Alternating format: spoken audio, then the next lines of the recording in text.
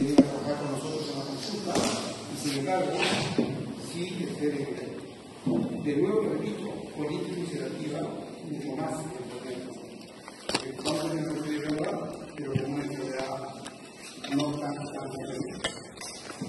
¿Por qué ocurre? Como todas las enfermedades autoinmunes, en realidad no se sabe exactamente, se supone que hay un gatillante, se supone que hay una respuesta inmune que se perpetúa y que termina haciendo daño en este caso al intestino, y no solo al intestino, sino que a las manifestaciones sistémicas también. Entonces, como todo este tipo de enfermedades, hay una base genética que explica por qué es más común que, por ejemplo, la etnia judía de ascendencia europea, es más común. Lo que sí que hay otros, hay una respuesta inmune descontrolada, por así decirlo, y hay un ambiente. Este ambiente es un ambiente, no solamente es un ambiente al medio ambiente, sino también al ambiente que le damos a nuestro propio intestino, dado por cosas, dado por dieta, dado por cosas. Se conjuga todo esto y tenemos un desarrollo de esta enfermedad inflamatoria intestinal. ¿Okay? Entonces, hay un gatillante. Dios trae varias secciones de gatillantes y hay una respuesta inflamatoria. Esto creo que lo repetimos con todas las enfermedades de origen inmune o inmunomediadas, y que en la mayoría de ellas el tratamiento va dirigido a frenar un poco la respuesta inmune. Entonces acaba el tratamiento que seguramente lo ven en dermato, en reumato, desde antiinflamatorios hasta modulación de voz. Hay como les decía, una clara disociación entre el mundo desarrollado y el mundo en vías de desarrollo en cuanto a la génesis de esta entidad, y esto da lugar a esto que se llama la hipocresía de la higiene, es decir, donde hay mucha enfermedad infecciosa, intestinal particularmente, se ve muy poca enfermedad inflamatoria, y conforme nos volvemos más limpios en agua, más limpios en sanidad, etc., comienza a aumentar todas las enfermedades inmunomediadas.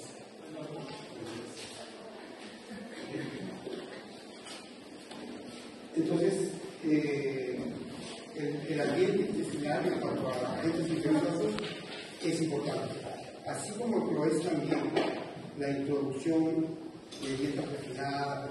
Acá hay un ejemplo que me parece muy interesante de la introducción de este azúcar artificial, el año de introducción en diferentes sitios y cómo la enfermedad inflamatoria intestinal se da. Y esto se replica, y es bien interesante, por ejemplo, el año de introducción de McDonald's en diferentes países y cómo se dispara también, el año de introducción de la Coca-Cola en diferentes países y cómo todos esos coinciden con un incremento marcado de la enfermedad inflamatoria intestinal. O sea que evidentemente si la biota, la flora, los elementos, los parásitos intestinales influyen, también influye en la dieta, y mucho. Pero cuando uno dice ambiente, no se refiere al clima, se refiere al ambiente de la luz intestinal. Y por supuesto lo que más se le da importancia ahora es las dietas occidentales, ¿no? Las dietas modernas, las dietas chatarra, etcétera, que se consumen y cada vez más, y como eso también está asociado, bien sea con un desencadenante de la enfermedad o con un deterioro progresivo, empeoramiento de la enfermedad inflamatoria. Entonces, todo eso tiene que ver cómo está mi medio ambiente intestinal desde la niñez.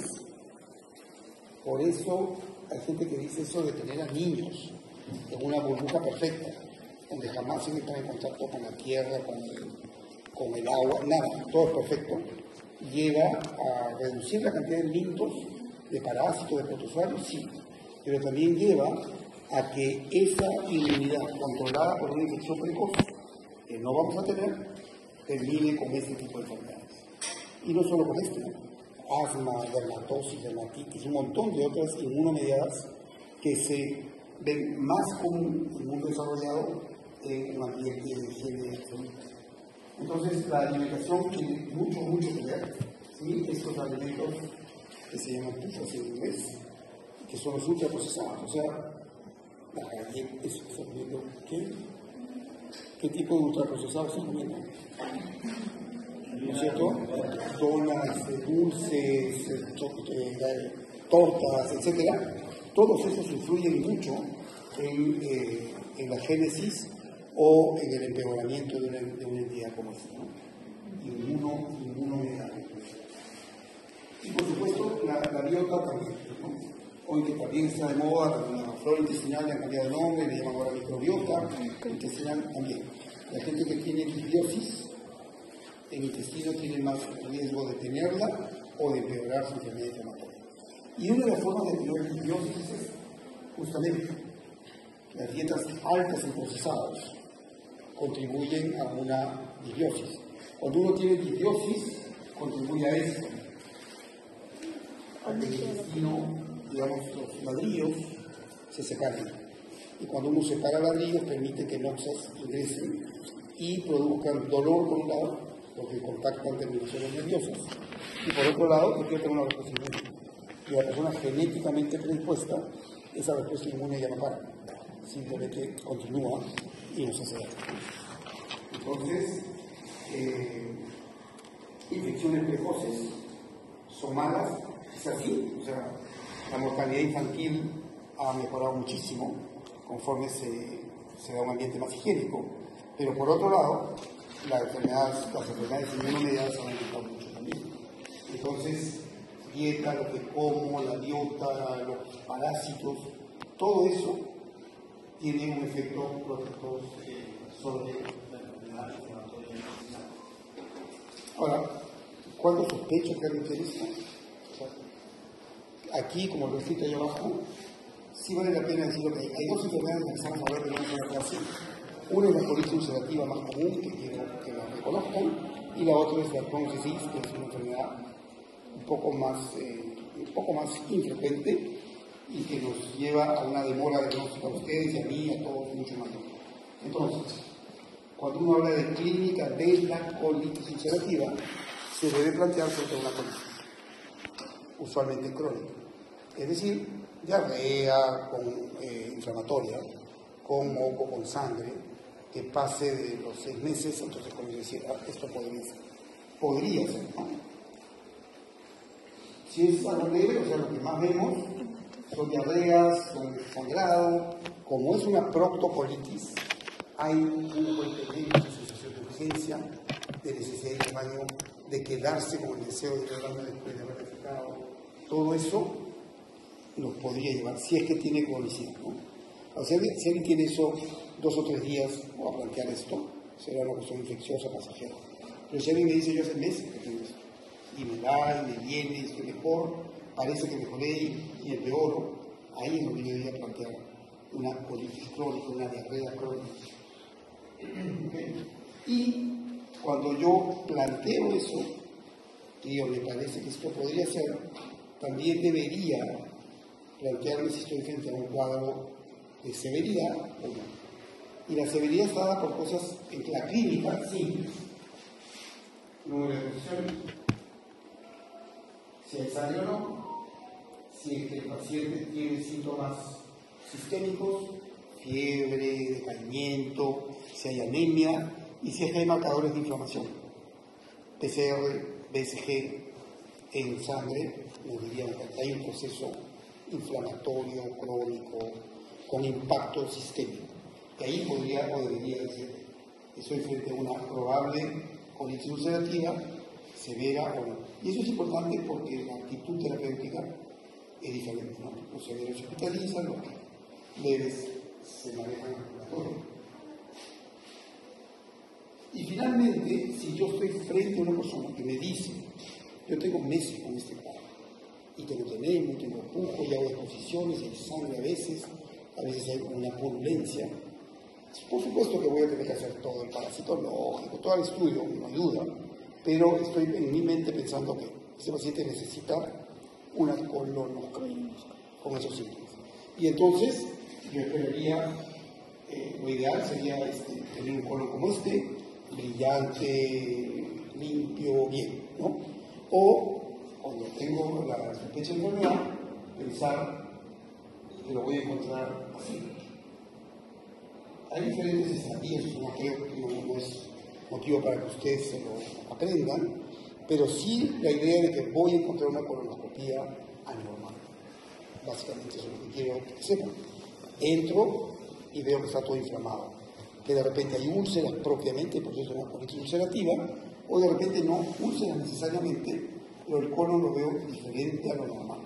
O sea, ahí alerto mi idea de cierre. Entonces, sí podría ser una enfermedad inflamatoria, a veces con úlceras como esto, a veces solamente con un poco de distorsión de la imagen, pero lo planteo. Y si yo estoy frente a esto,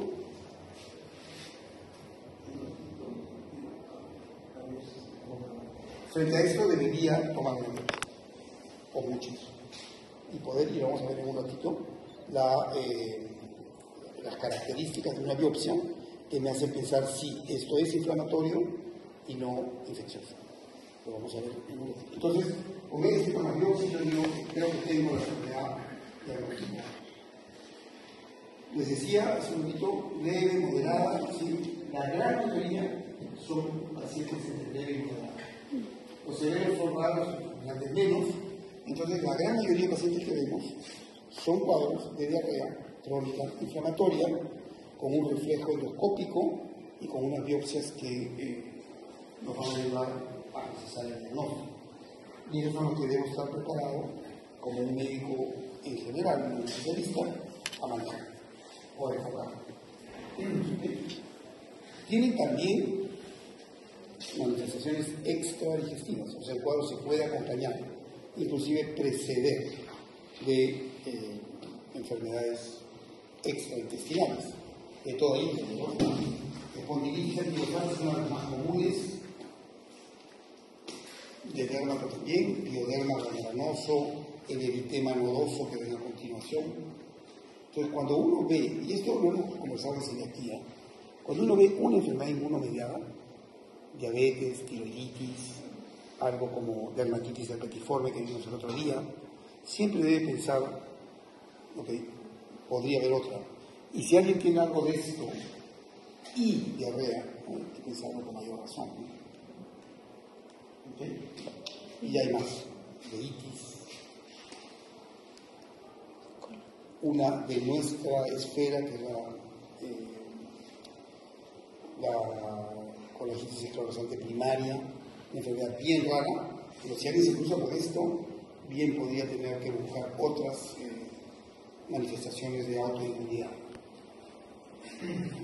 Entonces, el diagnóstico lo tengo que plantear frente a un paciente que tiene una diarrea crónica de tipo inflamatoria, en quien he descartado en lo posible todo lo que es infeccioso, y planteo esta entidad. Colonoscópicamente, como les he dicho, ¿sí? Con su correlato histórico. En una colonoscopia como la que han visto, lo veo que está anormal y le tomo biopsias. En las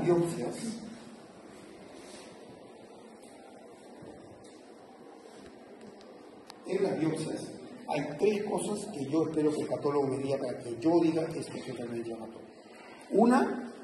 Una primera es la distorsión de las criptas.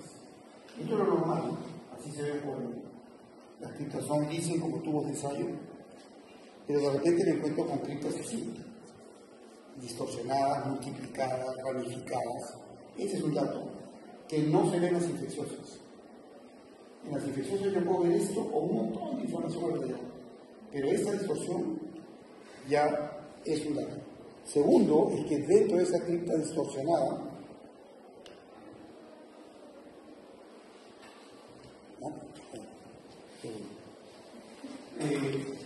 dentro de esa cripta distorsionada voy a tener acceso, o sea, voy a tener el fenómeno inflamatorio no por fuera, sino dentro de la cripta.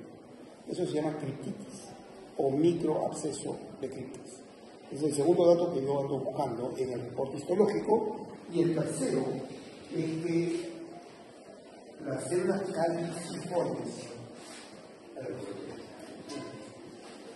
caliciformes, que son más o menos el 80% del epitelio, se pierden. Entonces, y las células caliciformes producen mocos. Es una de las primeras cosas que endoscópicamente nos debe llamar la atención por esta ausencia, es que el colon comienza a perder la brillantez. Uno pone el colonoscopio, manda un rayo de luz y eso normalmente refleja brillo. Es húmedo, como la boca, húmedo. Pues eso se comienza a perder y comienza a ver colores un poco más pálidos, más opacos, menos brillantes, y eso es porque estas células, que son secretoras de moco, se van perdiendo. Entonces, cuando un reporte patológico me dice hay distorsión de la clínica, hay inflamación dentro de la clínica, y no se lo calciforme, o casi, ¿no? Yo digo, esto es digamos, ¿no? Ahí tengo una enfermedad inflamatoria, eso no se ve en una enfermedad infecciosa. Mucha célula polimorfa, lo que quiere decir, pero esto nos va dando el diagnóstico. ¿Okay? Y lo puedo acompañar, me puedo adornar si es que tengo la posibilidad de pedir marcadores inflamatorios, que usualmente los pedimos incluso antes de la colonoscopía, y de todos ellos, si deben acordarse de uno, es este.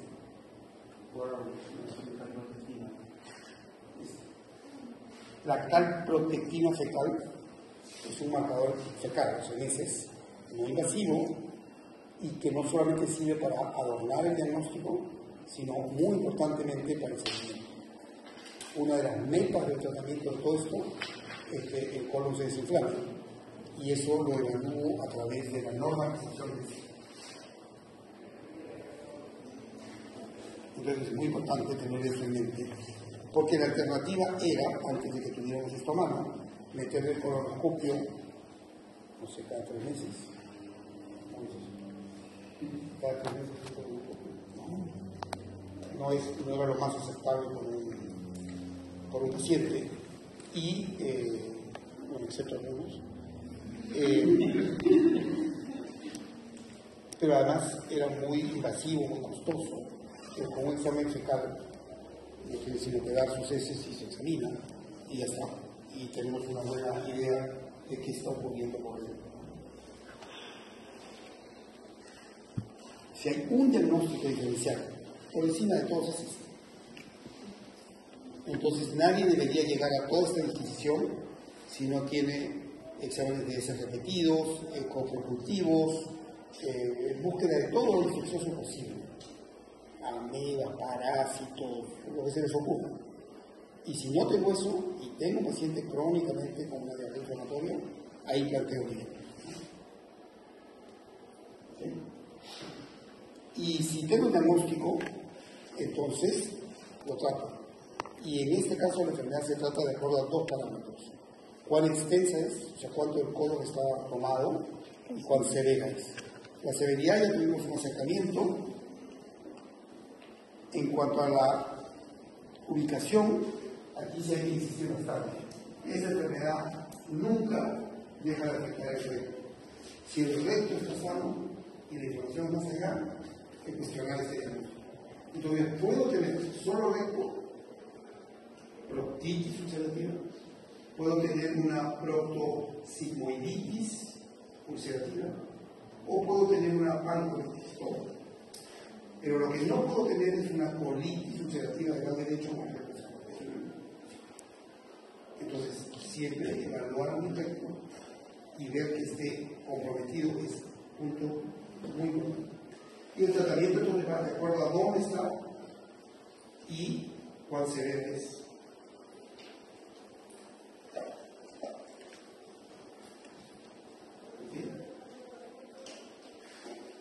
La más común de las distribuciones es recto, proctitis, colitis izquierda, la pancolitis, que afecta a todo bastante más. Severidad, ya lo vimos 2 veces, creo que es la tercera, de acuerdo a los criterios clínicos simples. Si el paciente está anémico, taquicárdico, con una BCG o un PCR muy alto y con mucha cámara, con mucha sangre, eso sí. Pero felizmente la gran mayoría son leve moderados, que lo podemos manejar. Ahora, ¿cómo? ¿Con qué? Tenemos fármacos, 2 o 3 que creo que ustedes deberían recordar de esta clase. Tenemos salicilatos, o sea, ligamos con aspirina, metilengalo. Puedo, si eso no me controla la enfermedad, pasar al corticoide, que desgraciadamente en el Perú no hay un corticoide para el intestinal exclusivo, entonces son los sistémicos, prednisona. Si eso no me ayuda o no es suficiente, puedo ir escalando hasta llegar a lo biológico. Y de biológicos hay un montón, pero yo creo que como la mayoría son leves, ustedes deberían por lo menos pensar en manejarse con eso. Eso es lo que sí. Y si gana el 6º piso, verá que hay una paciente que se va a manejar con esto, con mesarcino. Originalmente se descontroló la enfermedad, se le ha puesto el corticoides y ahora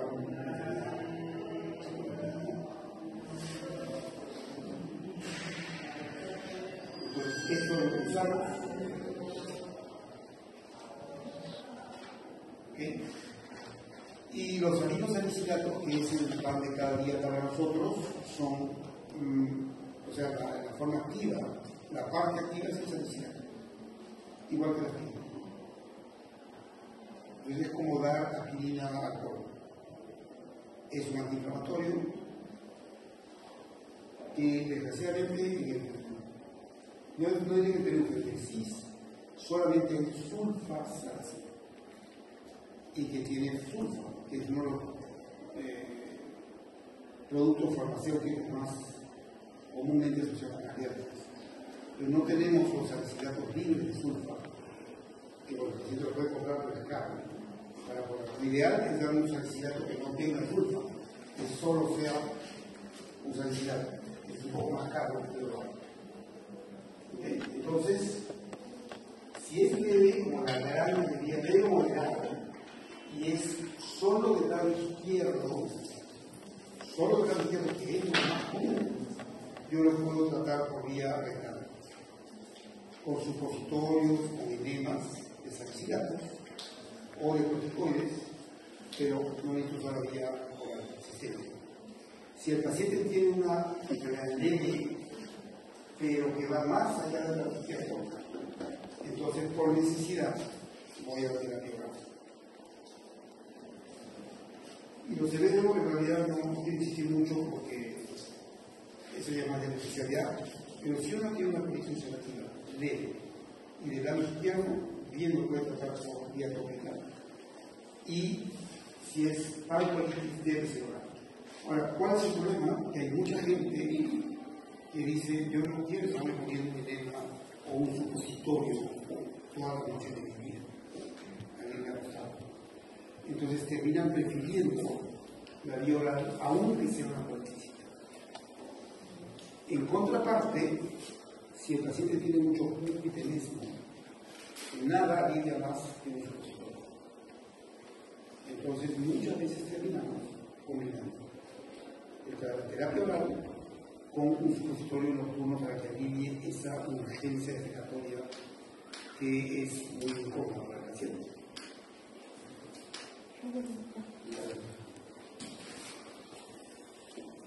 Okay, es un poco lo mismo, más complicado. Esta es la mi versión, esta es la versión del libro, la pueden revisar con las demás. Fíjense cuán extenso es, cuán severo es y decidirán qué es lo mejor para cada paciente individual. ¿Cuál es el objetivo del tratamiento? El objetivo, por supuesto, es que el paciente se sienta mejor, pero no nos quedamos contentos con eso. Queremos que el paciente se sienta mejor, que la evidencia de inflamación sistémica baje, es decir, que lo que se fiebre, que su fiebre mejor, que su PCR mejor, y aún así no lo consideramos suficiente. Y entonces es donde nos ayuda de nuevo la calma. La calprotectina es en la clínica del día a día el objetivo. Es lo que yo quiero ver que se normalice. Para evitarle el incorporado, biopsia, entonces la calprotectina que usamos en la vida común.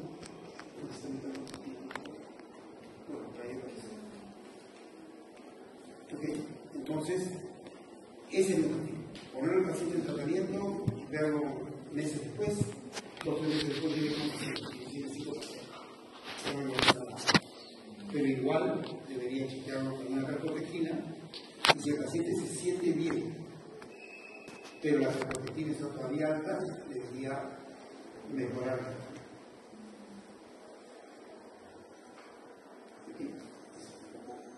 Demasiado.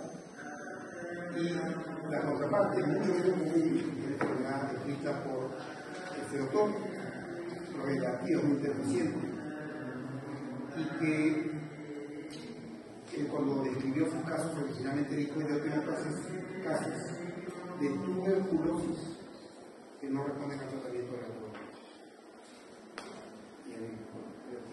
¿Por qué lo que describió fue eso?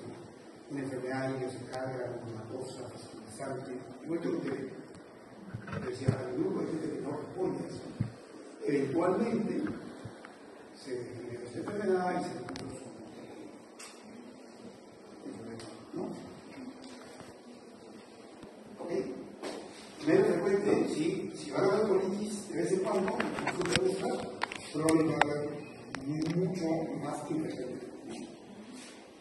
Tiene diferencia en que el electrón puede asentarse en la boca, en el estómago, en el esófago, en el recto, y que a diferencia de la colitis, que es solamente de colon. Este es el sitio por excelencia, el más común, que eso suele ser el más común en TV intestinal también, por eso hay una confusión. Puede ser en cualquier parte, pero esa es la zona más común. ¿Sí? Esto lo puede chequear, hay algunas diferencias entre ambas,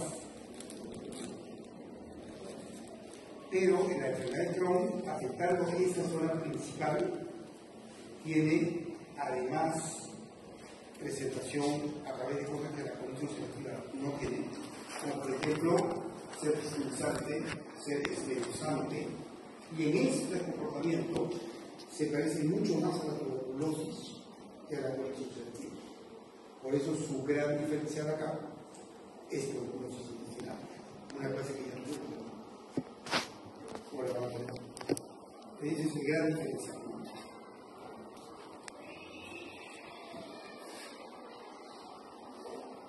Fiscalizante, y cuando uno ve fístula, y el paciente tiene una fístula, y otra fístula, y lo opera, y otra fístula, cuando debe pensar qué está pasando, qué tal la fístula, debe tener alguna enfermedad fiscalizante, y una de ellas es la de Crohn. Como diagnóstico es mucho más complicado. ¿Sí?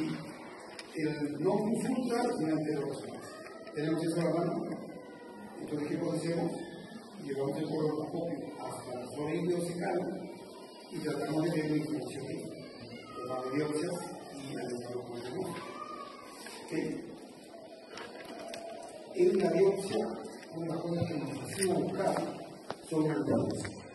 Pero más o menos la mitad de los casos no tienen granulomas. Entonces, si hay granulomas, nos ayuda. Pero que descartar por supuesto, pero nos ayuda. Si no los hay, no me para nada. ¿Que me puedo ayudar de algunos marcadores en sangre? Sí, puedo. ¿Que son absolutos? No.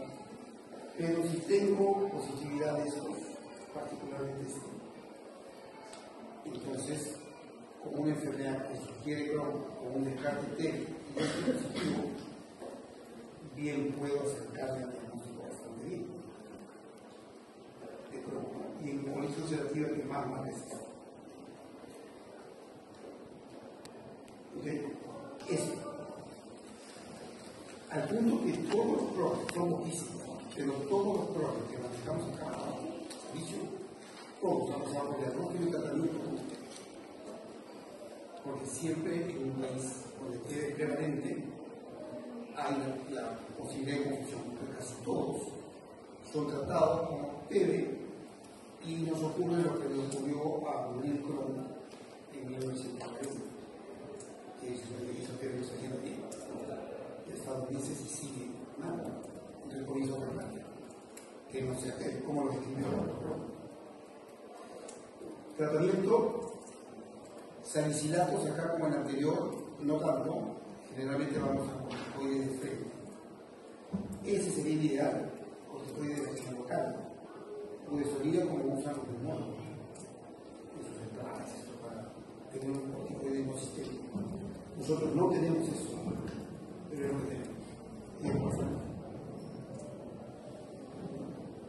Igual, hay un algoritmo. Si la enfermedad es leve, no puede ir con corticoides más. Si la enfermedad es severa, acá nos saltamos pasos rápidamente hacia arriba.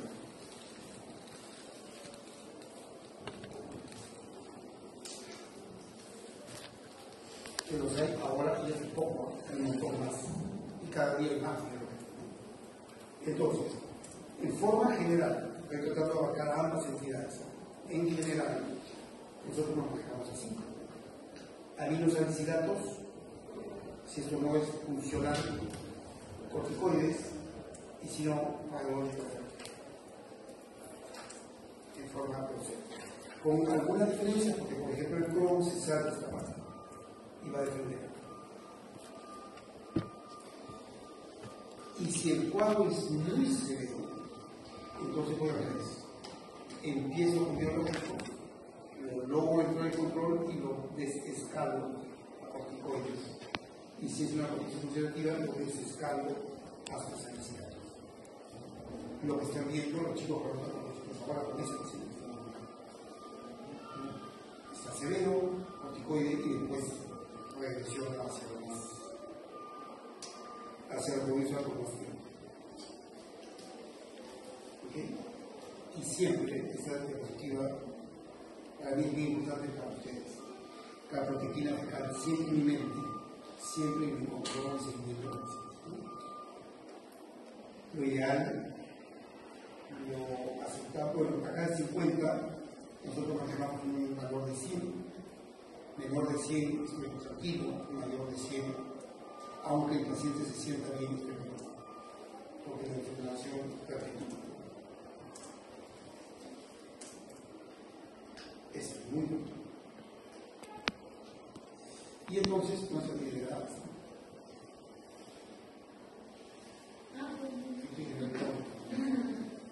Pensar en que en cuadros de diarrea crónica y cuando es cierta. Entonces, normalmente la enfermedad inflamatoria del intestino es una enfermedad inflamatoria intestinal. Por lo tanto, yo debo esperar que haya un poco de diarrea y no infrecuentemente una diarrea de tipo inflamatorio. Moco, sangre, jugo. Ahí la tenemos. Diagnóstico requiere descarte de entidades infecciosas. Si es el caso de colitis ulcerativa, infecciones parasitarias, qué sé yo, amiga, lo que sea.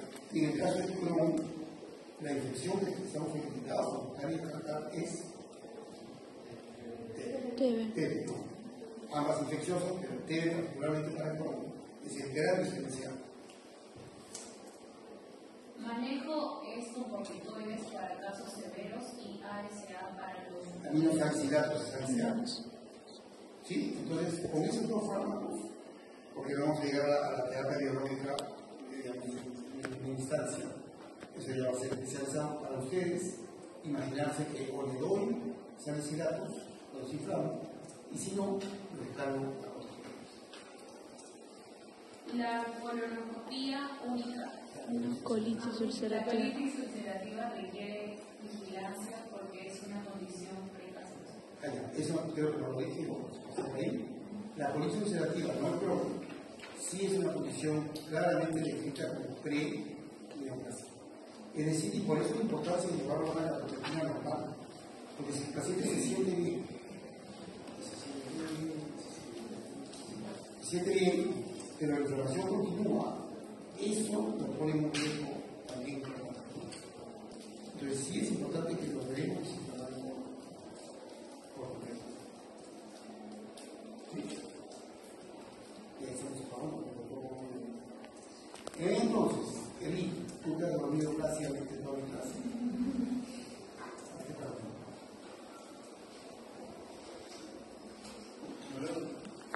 No, lo pueden leer la persona.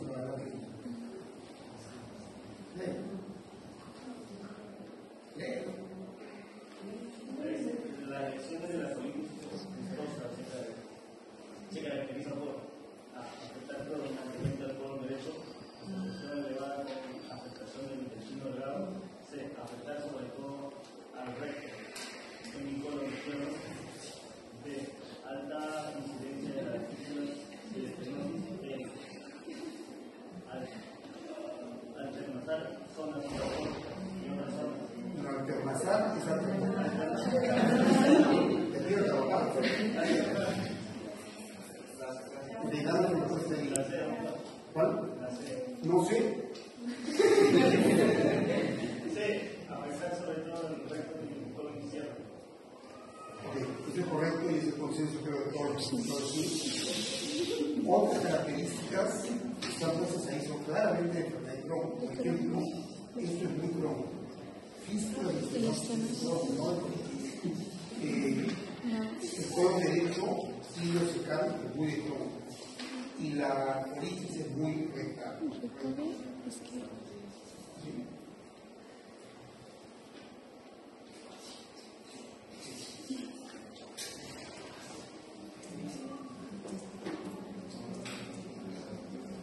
A ver, ¿quién es el último? El último. ¿Doctor?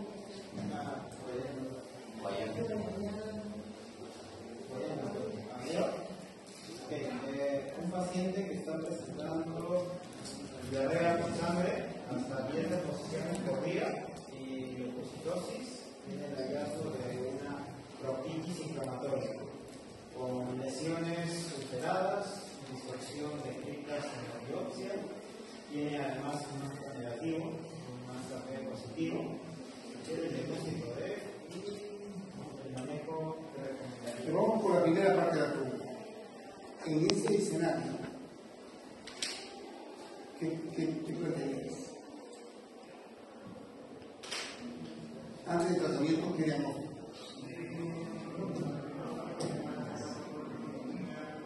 Una política, ¿por qué? En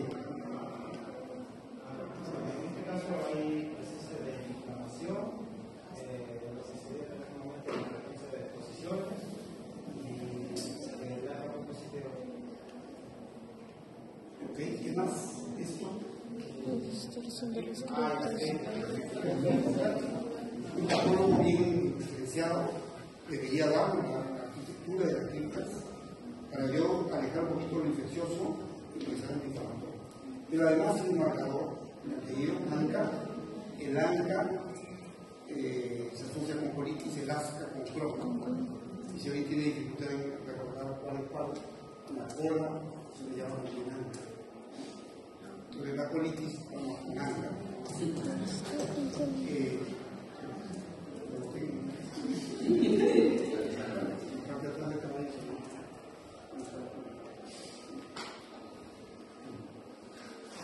Entonces, esto parece una colitis ulcerativa. Y rotando un poco los participantes, nada más, que parece una colitis ulcerativa. ¿Severa o no?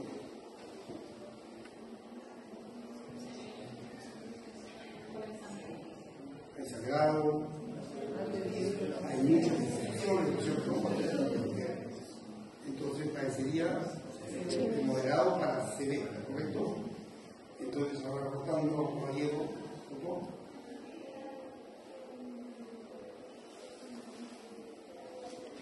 ¿Qué es esto?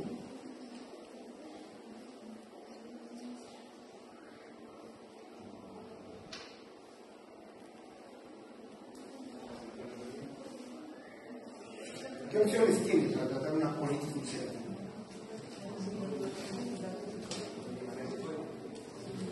Salicilato, corticoides, biológico, son los síntomas. A este paciente que le proponen. ¿Por qué?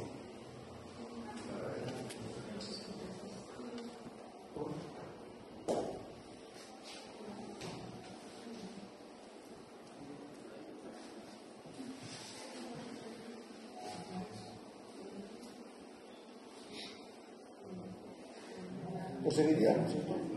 Ahora, acá no hay el dato de si se ha afectado todo el colon o solo la izquierda, no hay ese dato.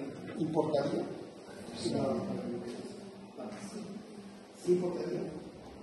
¿Por qué? Por la realidad, que ya son más de 6 posiciones en la orquesta, y se le daría corticoides. Digo, pero en este caso, ¿importaría que nos digan si es solo izquierdo o más adentro, todo el colon? En severidad no importa, ¿verdad? El cerebro va a ir a corticoide de frente. Si fuese leve, o sea, ahí sí yo podría decir, bueno, ¿qué parte del colon está tomado? Para pensar si lo manejo con antibióticos, lo que sea, por vía rectal o por vía oral. Pero cuando es severo, ya no voy a contemplar ningún tratamiento para un cerebro con vía rectal. Eso va a ser sistémico, vía oral o parenteral. O los dos, como en el caso de nuestro paciente, empezó parenteral, bajará a corticoide oral y eventualmente bajará a salicitato. O sea que en severidad ya yo no estoy pensando en enema ni nada, estoy pensando en corticoide sistémico. Parenteral, oral, pero okay. No se vayan a olvidar, por favor, porque esas son las mismas preguntas del examen. O muy parecidas. Va a ser un caso con datos que ustedes deben reconocer y el planteamiento terapéutico o diagnóstico. Ok, muchas gracias. Y si hay alguna pregunta, con gusto, hasta que llegue el doctor.